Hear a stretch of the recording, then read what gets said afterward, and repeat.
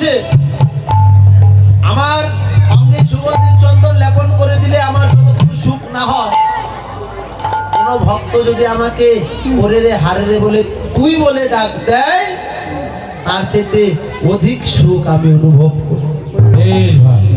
কেন না, পাঁচটা রসে তো ভগবানকে বাধা যায়। শান্ত, দাস্য, সত্য, বাৎসল্য আর মধু। ভগবানকে যদি ভালোবাসতে হয় এই পাঁচটা বন্ধনে আবদ্ধ করা যায়। শান্ত রসের ভক্ত হচ্ছে মুনি তপোবনে 60,000 মুনি ব্রাহ্মণগণ। দাস্য ছিল আমার পবন পুত্র হনুমান। শক্ত ছিল ব্রজের রাখালগণ যারা। বাৎসল্য ছিল শ্রীমতী যশোমতী মা। আর মধুর রসে ভালোবাসলেন শ্রীমতী রাধা রানী। বলেন বাবা, এই পাঁচটা রসে যদি ভগবানকে যে কোনো একটা রসে বাধা যায়, তাহলে ভগবান আর কোথাও যায়, নিজের কাছেই জন্ম জন্মান্তর ধরে থাকে। তাই বারবার শ্রীরাম বলছে, কানা চল যাই, গোঠে যাই, গোঠের বেলা হয়ে গেল যে এখনো ঘরে বসে আছি। আর কানাই ডেকে বলছে, শ্রীরাম রে, ও শ্রীরাম ভালো করে তাকিয়ে দেখ, কি করি বই ওরে শ্রীরাম, আমি কি করি বই ওরে শ্রীরাম, করবো আমি কি করি বই ওরে শ্রীরাম। সুরাবাজি ধরা করে বসে রয়ে, সুরাবাজি ধরা করে বসে রয়ে,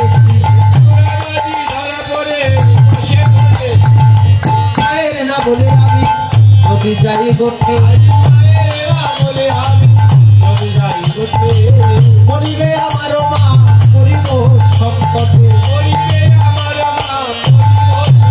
আমার মা তো প্রাণে বাঁচিবে না ভাই, আমার মা তো প্রাণে বাঁচিবে না ভাই, গোপাল গোপাল প্রাণে দিবে, মা তো প্রাণে বাঁচিবে না ভাই।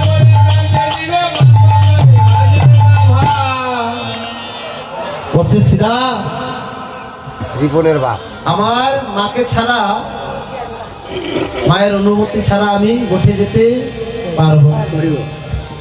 শ্রীরাম বলছে, এমন ভাবে যে মামা করছি, আমার কেন জানি মনে হচ্ছে যে জগতে বোধহয় তোরই একা যার মাস, আর আমাদের জগতে কোনো মা নাই। আচ্ছা কানাই, তোর কাছে আমাদের একটা প্রশ্ন আছে। প্রশ্নটা হলো, তুই ভালো করে ভেবে উত্তর দিবি। বল কানাই রে, বলতো এই জগতে সবচাইতে ভালো মা কোন মা? শাশুড়ি মা।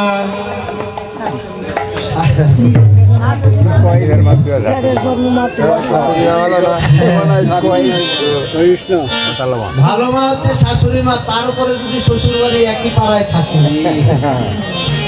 তাহলে তো আর উপায় নাই। ভালো চাইতে ভালো। মানে ভালো হচ্ছে কোন মা? ভালো হলো সেই মা যেই মা সকাল সকাল সন্তানদের কৃষ্ণ ভজন পথে পাঠিয়ে, সেই মা জগতে কৃষ্ণ মা। মাগো শুধু জন্ম দিলেই মা হওয়া যায় না,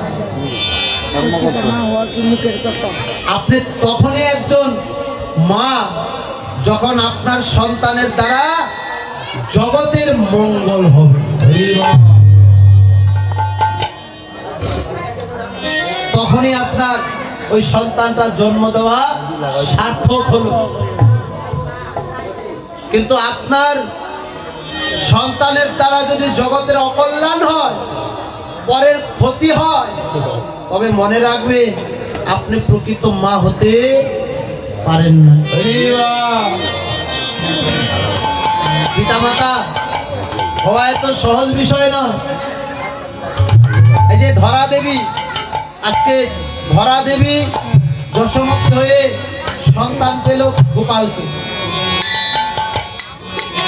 কেন না, পিতার কর্ম হচ্ছে ফেলে রাখা আর মায়ের কর্ম হচ্ছে ধরে রাখা। যেই মা ধরে রাখতে পারে তিনিই তো ধরা মা হতে পারে জগতে। ধরে রাখাটা জানতে হবে তো। কি করে ধরেছিল ধরা দেবী? এমনিতে তো আর ভগবান পেল না। ধরা দেবীর দুয়ারে এসেছে, নারদকে সঙ্গে করে নিয়ে আমার ভগবান ভিক্ষাং দেহি বলে হাত বাড়িয়েছে।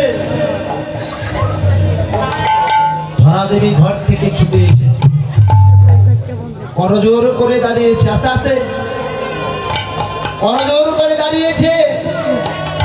আমার কি সৌভাগ্য, আমার দ্বারে অতিথি এসেছে।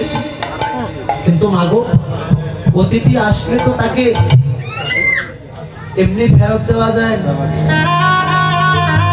তারপরে যদি ওই অতিথি নিজে থেকে আপনার কাছে সেবা চায়। সেদিন বলেছিল মা, আমাদের সেবা দাও। বেলা মধ্যাহ্ন কাল, কি করে সেবা দেবে ধরা দেবী, যার দিন বলে কেউ নেই। দ্রোণপত্নী ধরা দেবী আজকে এই ভিক্ষার জন্য বের হয়েছে। এবারই যায় ওবারই যায়, কেউ ভিক্ষা দেয় না। কেন ভিক্ষা দিল না মা? কেন দেয়নি জানেন? এখন পর্যন্ত একটা নিয়ম প্রচলিত আছে আমাদের জগতের মাঝে। কিবার দিন ভিক্ষা দিতে নাই জানেন? আপনারা ভিক্ষা দেন না কি কি বারে? শুক্রবার। শুক্রবারে, বৃহস্পতিবার। এই যে বৃহস্পতিবার দিন ভিক্ষা দেন না, তার কারণটা যদি জানতে চাই, অনেকে বলবেন না বৃহস্পতিবারে লক্ষ্মীর ঘট বসানো হয়, এটাকে গুরুবার বলা হয়, এটাকে লক্ষ্মীবার বলা হয়, তাই না? আমরা গুরুবার মানছি, লক্ষ্মীবার মানছি, কিন্তু মাগো লক্ষ্য করে তাকিয়ে দেখবেন এই বৃহস্পতিবারে অনেকের বাড়িতে পোল্ট্রির মাংস রান্না হয়, মাছ মাংস হয়, পেঁয়াজ রসুন রান্না করা হয়। সে বেলায় আর নিয়ম থাকছে না। বৃহস্পতিবারে যদি জামাই বাড়ি আসেন, সকালে আসবে রাতে চলে যাবে, তখন এই বেলায় আর নিয়ম নেই, সব নিয়ম চলে যায়। কিন্তু মা, ভিক্ষা যদি না দেবেন, একটা কথা মনে রাখবেন, শুধুমাত্র একাদশীর দিন ভিক্ষা দিতে নাই, তার উপর হচ্ছে চার ভিক্ষা। যদি দ্বারে বৈষ্ণব আসে তবে কি ফিরাই দেবেন? একাদশীর দিন বৈষ্ণব আসলো, ফিরাই দেবেন না, কোনদিন। অধিবাস কীর্তন হয়েছে, এখানে হয়েছে না? প্রত্যেক জায়গায় নাম কীর্তন করার আগে অধিবাস কীর্তন হয়। অধিবাস কীর্তনটা প্রত্যেকটা কীর্তন মনোযোগ দিয়ে শুনতে হবে।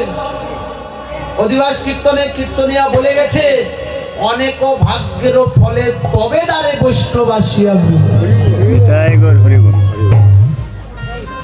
এক জনমের ভাগ্যের ফলে নয়, অনেক ভাগ্যের ফল লাগে, কোটি কোটি জনমের ভাগ্যের ফল লাগে, তবে তোমার দ্বারে বৈষ্ণব আসলেও আসতে পারে।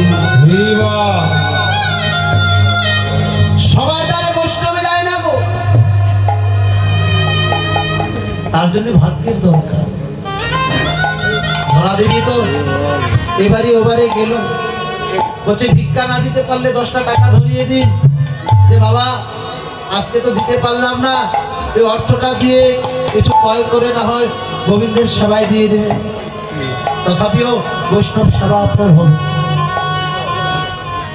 মাগো, ধরা দেবী কত বাড়িতে গেল, সবাই তাড়িয়ে দিয়েছে, মনে মনে চিন্তা করছে যদি অতিথি আমার ঘর থেকে শূন্য মুখে চলে যায়।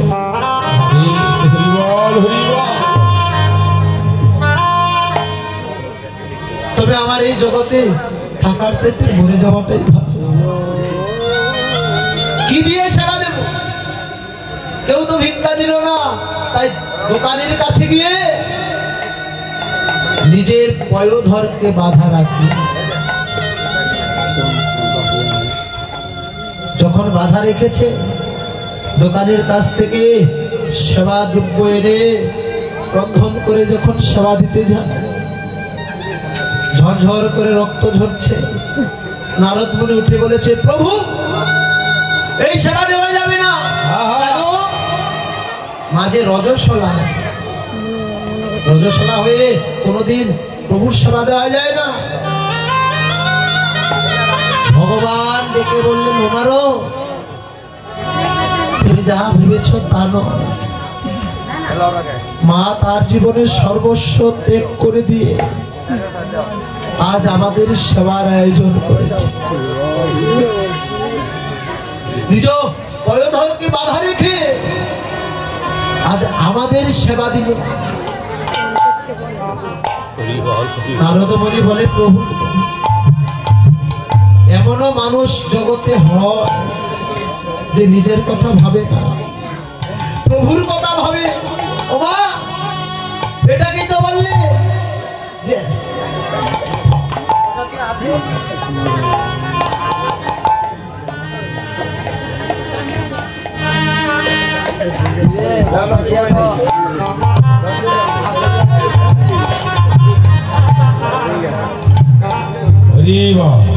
এটা কি বললে যে আত্মীয় প্রতিবাঞ্ছা তাকে বলে কাম, আর কৃষ্ণ ইন্দ্রিয় প্রতিবাঞ্ছা ধরে প্রেম